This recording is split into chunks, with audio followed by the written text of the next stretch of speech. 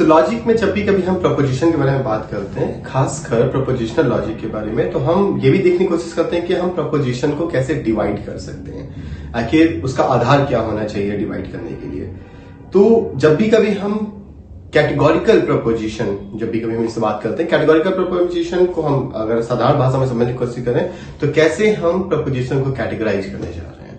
इसका जो basic rule है वो है कि हम ये देखने की कोशिश करते हैं कि जो ऑब्जेक्ट्स हैं किसी भी एक क्लास के, उनका आपस में क्या संबंध है, और जो हमारे पास ऑब्जेक्ट्स हैं किसी क्लास में उसको हम डिवाइड करते हैं उसकी क्वालिटी या फिर उसके हम क्वांटिटी के आधार पे। तो हम अगर सिर्फ ध्यान से इस चीज को देखें तो हमने रिलेशन देखने की कोशिश की है किसी भी ऑब्जेक्ट्स के, जो उसका क्लास का कोई ऑब्जेक्ट है उसका दूसरे क्लास के ऑब्जेक्ट के साथ, और हम इसको डिवाइड कर रहे हैं उसकी क्वालिटी और क्वांटिटी के हिसाब से। तो एक एग्जांपल के तौर पे हम समझते हैं कि अगर हम ये देखने की कोशिश करें कि लॉजिक क्लास, और हम इमेजिन करते हैं उसमें 30 मेंबर हैं, तो लॉजिक क्लास के 30 मेंबर को हम समझते हैं कि 30 मेंबर इस पूरे क्लास जो हमारे लॉजिक स्टूडेंट्स हैं उसके ये मेंबर्स हो गए हैं। ये हम दो तरह से इसको हम डिवाइड कर सकते हैं। एक, या तो हम पूरे सारे मेंबर्स के बारे में बात कर रहे होंगे या फिर हम उसके कुछ मेंबर्स के बारे में बात कर रहे होंगे। तो हमने यहाँ पे जो डिवीजन देखा है या फिर हमने यहाँ पे जो डिस्टिंग्विश करने की कोशिश की है वो क्वांटिटी के आधार पे की है, यानी या तो सारे लोगों को हम इंक्लूड करना चाह रहे हैं या फिर हम कुछ लोगों को इंक्लूड करना चाह रहे हैं। दूसरा, हम देख सकते हैं कि क्या हम सारे लोगों के बारे में बात कर रहे हैं या फिर हम सारे लोगों के बारे में बात नहीं कर रहे हैं। अगर हम उसको पॉजिटिवली डिस्क्राइब करने की कोशिश करते हैं तो हम कहते हैं कि हम उसके क्वालिटी के आधार पर बात कर रहे हैं। सिमिलरली उसको हम नेगेटिव में बात कर सकते हैं। तो हम किसी भी प्रपोजिशन को उसको दो आधार पर डिवाइड कर सकते हैं, उसकी क्वालिटी के आधार पर और उसकी क्वांटिटी के आधार पे, और इन्हीं दोनों के मिश्रण के हिसाब से हम कैटेगोरिकल प्रपोजिशन तक पहुंचने की कोशिश करते हैं, जो 4 तरीके के माने गए हैं। तो अगर हम क्वांटिटी के आधार पर देखें तो जब भी कभी हम सभी के बारे में बात करते हैं, जिसको हम ऑल से रिप्रेजेंट करते हैं इंग्लिश में, हम उसको अगर हम देखें, क्योंकि हम पूरे क्लास के बारे में बात कर रहे हैं तो हम उसको यूनिवर्सल कहने की कोशिश करते हैं, हम उसको यूनिवर्सल कहते हैं। अगर हम कुछ के बारे में बात कर रहे हैं तो हम उसको पर्टिकुलर कहते हैं। यानी हमारा जो डिवीजन हो गया है कैटेगोरिकल प्रपोजिशन का वो यूनिवर्सल हो गया और दूसरा पर्टिकुलर हो गया। तो जब भी कभी हम यूनिवर्सल बात करेंगे तब हम ऑल शब्द का इस्तेमाल करेंगे, और जब भी कभी हम पर्टिकुलर बात करेंगे तब हम सम शब्द का इस्तेमाल करेंगे।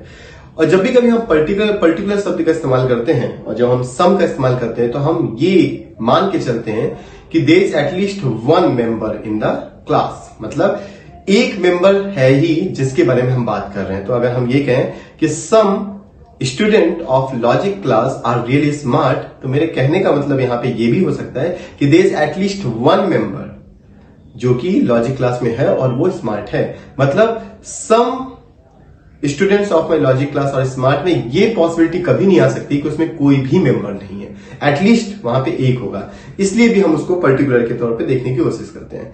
तो कैटेगोरिकल प्रपोजिशन को जब हम क्वांटिटी के आधार पर डिवाइड करते हैं तो हमारे पास यूनिवर्सल हो गया और पर्टिकुलर हो गया, और जब हम क्वालिटी के आधार पर डिफाइन करने की कोशिश करते हैं तो वहां पे अफर्मेटिव हो गया या निगेटिव। अब आपको इन्हीं दोनों को ऐड कर देना और आप प्रपोजिशन देख सकते हैं। तो universal affirmative, universal negative, particular affirmative और पर्टिकुलर निगेटिव।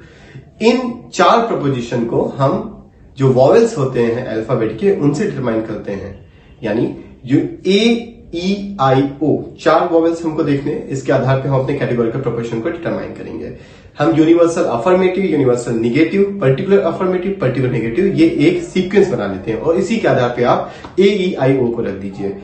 तो जो हमारे पास निकल के आता है हम कह सकते हैं कैटेगोरिकल प्रपोजिशन 4 प्रकार के होते हैं।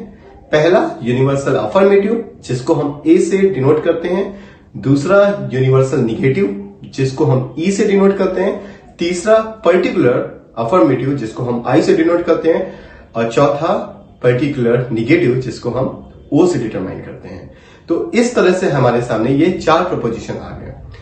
आने वाले वीडियो में हम ये देखेंगे कि इन चारों प्रपोजिशन का आपस में क्या संबंध होता है, और उस संबंध के आधार पे अगर हमें एक प्रपोजिशन की ट्रुथ वैल्यू पता है तो हम क्या दूसरे प्रपोजिशन जो बाकी हैं उनकी ट्रुथ वैल्यू के बारे में जान सकते हैं नहीं। एक एग्जांपल के तौर पे बता देते हैं, अगर ए की वैल्यू ट्रू है तो क्या हम बता सकते हैं कि ई, आई और ओ की ट्रुथ वैल्यू क्या होगी। तो कैटेगोरिकल प्रपोजिशन को अगर हम फिर से एक लाइन में समझने की कोशिश करें, कैटेगोरिकल प्रोपोजिशन को हम डिवाइड करते हैं उसकी क्वालिटी और क्वांटिटी के आधार पे। क्वालिटी से अफर्मेटिव और निगेटिव आता है, क्वांटिटी से यूनिवर्सल और पर्टिकुलर आता है, और उसके आधार पे हम कैटेगोरिकल प्रोपोजिशन को 4 भागों में डिवाइड करते हैं, A, E, I, O। Thank you.